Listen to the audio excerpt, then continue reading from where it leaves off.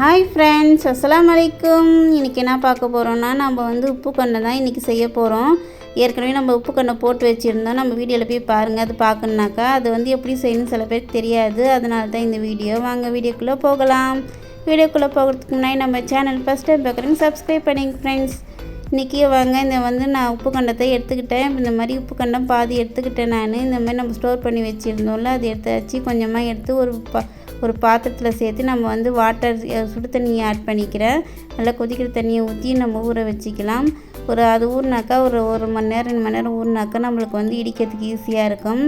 அதுக்கப்புறம் நம்மளுக்கு டைம் இல்லைன்னாக்கா நம்ம என்ன பண்ணலாம், அதை தூக்கி நம்ம வந்து ஒரு குக்கரில் சேர்த்து நம்ம வந்து 2 விசில் மட்டும் விட்டு எடுத்துக்கலாம். 2 விசில் விட்டு எடுத்துட்டோன்னாக்கா நம்ம இடிக்கிறதுக்கு நம்மளுக்கு ஈஸியாக இருக்கும்.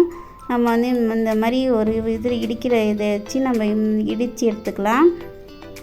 நான் இப்போ எல்லாத்தையும் இந்த மாதிரியே இடித்து எடுத்துக்கிறேன் பாருங்கள். இந்த மாதிரி எல்லாத்தையும் இடித்து எடுத்துக்கிட்டேன். ஒரு பவுலில் சேர்த்துக்கலாம். இப்போ இந்த பவுலில் சேர்த்தாச்சு.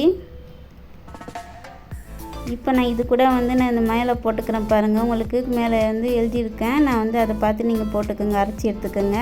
அதுக்கப்புறம் வந்து ஒரு ஸ்பூன் இஞ்சி பூண்டு பேஸ்ட்டு, அதுக்கப்புறம் மல்லித்தலை, அதுக்கப்புறம் வந்து தயிர், மஞ்சள் தூள், மிளகாய் தூள், உப்பு தேவையான அளவுக்கு சேர்த்துக்குங்க. ஏன்னா இதில் உப்பு நம்ம போட்டதுனால உப்பு இருக்கும். அதனால் கொஞ்சமாக மட்டும் உப்பு சேர்த்துக்கலாம். மிளகுத்தூள் 1 ஸ்பூன் சேர்த்துக்கிட்டு நம்ம வந்து இது வந்து சிக்கன் வறுவல் மசாலான்னு இருக்கும் பாருங்கள். இந்த வறுவல் மசாலா தான் சேர்க்குறேன் நான். தேவையான அளவுக்கு சேர்த்துக்கோங்க.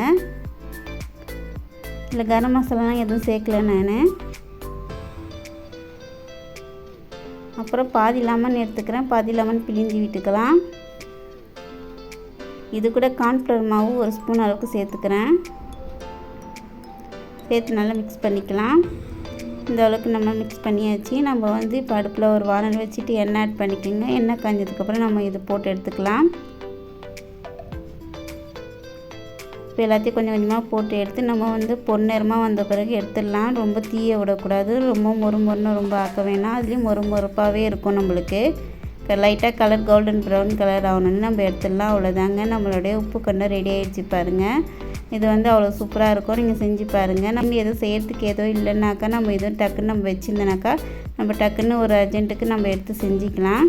இதே மாதிரி கூட செய்யலாம். இல்லை வந்து நம்ம கறியான காய்ச்சிற மாதிரி கூட காய்ச்சலாம். கறியை வேக வச்சு எடுத்துக்கிட்டு நம்ம காய்ச்சிக்கலாம். இல்லைனாக்கா நம்ம வந்து கிரேவி மாதிரி கூட வெங்காயம் தக்காளிலாம் சேர்த்து இந்த மாதிரி நம்ம வேக வச்சு எடுத்துக்கிட்டு நம்ம வந்து வதக்கி விட்டு செஞ்சுக்கலாம். நாங்கள் வந்து இந்த மாதிரி எங்கள் பசங்களுக்கு பிடிக்குன்னு சொல்லிட்டு நான் இந்த மாதிரி செஞ்சுருக்கிறேன் ஃப்ரெண்ட்ஸ். இந்த மாதிரி ட்ரை பண்ணி பாருங்கள் ஃப்ரெண்ட்ஸ். உங்களுக்கு இந்த வீடியோ பிடிச்சிருந்துனாக்கா மறக்காமல் லைக் பண்ணுங்கள், ஷேர் பண்ணுங்கள், கமெண்ட் பண்ணுங்கள், சப்ஸ்கிரைப் பண்ணுங்கள் ஃப்ரெண்ட்ஸ். Bye bye.